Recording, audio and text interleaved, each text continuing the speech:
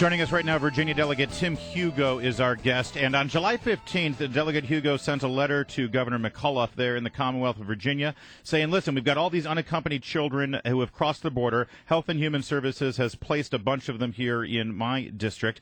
And I want to know from you, Mr. Governor, who's going to pay for their education, for their health, for any other services, the English as a second language instruction, all that stuff that's going to become a burden on my district. And the governor responded 6 days later and said, well, this is a private organization that has made this deal with the Department of Health and Human Services, so your question is really better directed toward them, which is a completely unacceptable answer because this private organization is not going to be responsible for schooling and medical care and all of those things that the delegate detailed. So now we're starting school. We started yesterday, and I wanted to talk to Delegate Hugo. Both Brian and I did, and we want to know what's going on there in your district, what's happening with the unaccompanied children, and has the governor stepped up at all? Delegate Hugo, are you there? Yeah, good morning. Oh, hey. Thank you for having me. I appreciate it. Go for it. No, thank you. And you laid it out pretty well. We sent the letter to the governor, and it was you have a copy of the letter. It was pretty wide, broad in the letter. We said, what is basically happening in the state of Virginia with this? And it was kind of, what did you know and when did you know it? The answer we got back was purely on Youth for Tomorrow, the private organization that's in Prince William County. So we asked one question, and he answered another, the one he wanted to answer.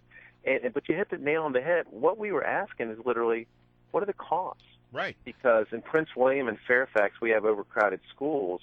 And what we pieced together, Brian layered some other documents here, is that right now in Virginia is about fifth in the nation in the number of unaccompanied alien children. And Virginia's fifth, it's followed by Maryland. And then if you look at the numbers, you dig down, Fairfax County has as many as Los Angeles. And right now, just about a month ago, the latest document we have, Fairfax has over 1,000. And apparently the more keep coming every day. The problem is you start to add that up, 1,000 times 13, basically about 13,000 in Fairfax to add it to educate a child. That's over $13 million now added to our education. Wow. We've got to come up with $13 million just in Fairfax. Do you have any guesstimate? What's your best guesstimate of how many kids are actually in the Commonwealth of Virginia that have been brought here unaccompanied minors? As of just a few months ago, it was over. About a month ago, it was well over. I think 2,500. So this is now a lot of it in Northern Virginia. Like Fairfax was well over 1,000. Prince William was another 400. And so it's really starting to add up, and I think we don't have all the totals yet. And as I said, we wrote the governor a letter and kind of asked him one question. And I ended up meeting with the secretary, and this is a good guy. And I said, tell me, we're asking about Youth for Tomorrow. You've got to know what happens to all these children afterwards. And he goes, well, we don't know that. Well, I like him. He's a good guy. I think he didn't want to know what's going on. And I think we're starting to figure it out because our classrooms, and you feel for all children, but we've just got to know the facts because our classrooms in Fairfax and Prince William are overcrowded. But when you start adding 5, 10, 15, $13, $15 million to your education cost, to your budget, that's problematic. Well, I mean, you're having these increased costs. That comes out of the pocketbook of the taxpayer, and yet when you, a representative of the taxpayers, try to get just basic information on exactly what is going on, trying to get your hands around the problem, which seems like a legitimate question, you're given the runaround by the governor, and he won't answer your questions. I think since football season started, I think it's fair to say I got the stiff arm, no doubt about that. But you hit the nail on the head. It's not just I got the stiff arm.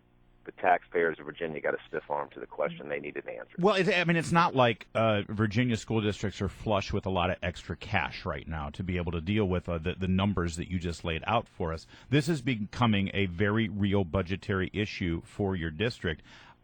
It's not good enough for the governor to say, talk to this private organization. They're the ones who dealt with the federal government. This is a sovereignty issue, is it not? I mean, the governor needs to represent the taxpayers and needs to respond to the federal government about this extra burden.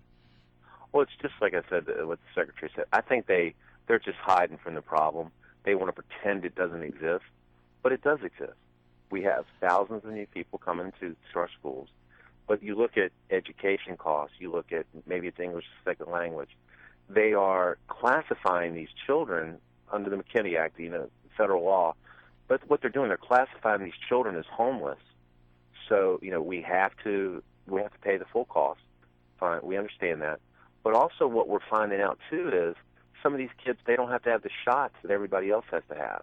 And again, I just think these whole things are a problem that everybody's trying to sweep under the rug and not talk about.